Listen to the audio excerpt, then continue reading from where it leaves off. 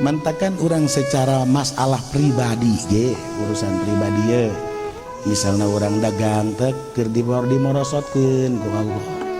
waduh dagang ieu teh hese terus problem keluarga riweuh luar biasa tah ieu solusi nak teh ya geus kret asup ka kamar ngamparkeun sajadah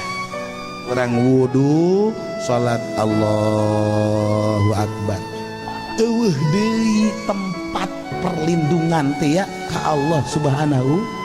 wa taala geus sesempit apapun hirup teh ya eueuh deui iwal teh ka Allah ketika urang di ka Allah ke geus eueuh naon eueuh problem eueuh gede problem di ka Allah keun mah leungit bakalna ngaleutikan leungit deh